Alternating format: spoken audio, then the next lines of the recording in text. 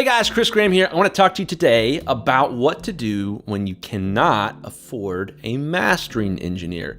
So this could be you're recording, you're mixing, you're mastering, you're doing everything yourself, there's no budget, or you're a professional audio engineer, professional mix engineer, you're at the end of a project and the client has run out of money and they need you to master your own mixes. So these are rough situations to be in because when you're trying to master your own project, you're competing against professional mix engineers, people who do nothing but mix all day long, and professional mastering engineers, people who do nothing but master all day long. And these two people, these two individuals combine to create almost every hit you've ever heard on the radio. Almost everything you've ever heard has been mixed by one person, mastered by somebody else.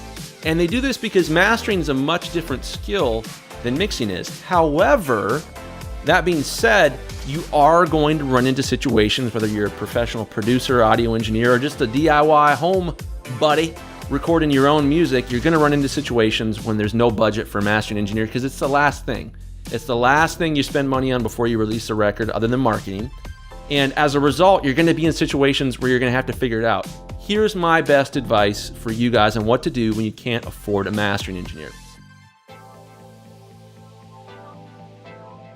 First and foremost is make your own master. Try to do it, see how it feels, and then take that unmastered version of that song and send it out to a couple people.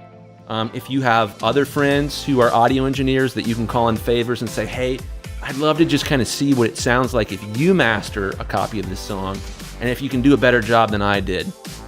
The other thing you can do is there are a lot of mastering engineers, myself included, who will offer a free mastering sample of one song. And all you do is you find a couple of these guys, you send the same song out to all of them, you get a mastered sample back, and try to schedule a phone call with them. You need to get a feel for, do they offer great customer service?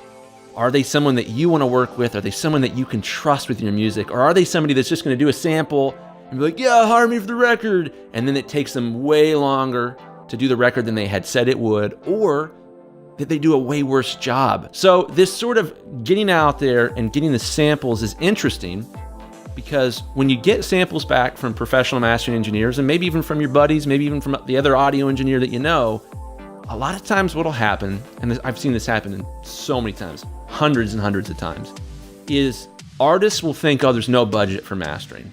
And then they'll hear a master from the right mastering engineer. Not necessarily just a professional master, but a master from the right mastering engineer.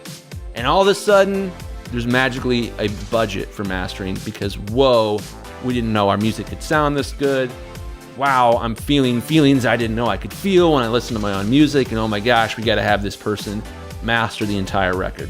When there's no budget for mastering, that's the perfect time to do a mastering contest, because often what you'll find is that the artist just thought there was no budget because they didn't think mastering was really going to help that much. In a situation like this, that's why it is so important for you to do a mastering contest and look out for a couple things. One, which mastering engineers will give you a free sample?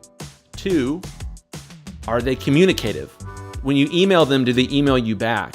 If you want to get on the phone with them, will they pick up the phone? And three, do they do a good job with mastering? This is really important, obviously. You want to get these samples back and see who does the best job. But even if they do a great job, that doesn't necessarily mean that they're going to give a crap about you. That doesn't necessarily mean that they're going to offer great customer service.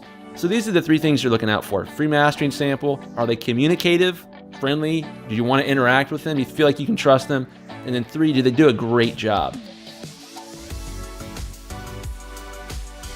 So when you do a mastering sample contest like this, it's a great opportunity to, at a minimum, figure out, oh, the master I did sounds pretty good. It sounds pretty similar to the other masters that we got back from professionals. So we'll just go with mine. Or you're in a situation where you get a mastering sample back from that magical guy or girl that did the mastering sample where you're like, oh my gosh, wow, this is it. Okay, this really brought the sparkle to our project. This really gave it the sheen that we were looking for. It really makes sense to do these mastering contests because it doesn't cost anything, one, and there's only upside.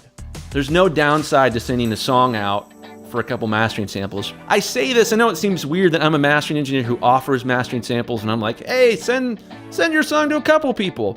But I say it because, one, I think it's the right thing to do. If I were an artist, I would send it out to a bunch of people. I'd want to get their take on what the master should sound like in order to get a good feel for if this is someone that I want to give my baby to. You know, when you record a song, it's incredibly emotionally intimate, and it's something that you don't necessarily want to give to just anybody.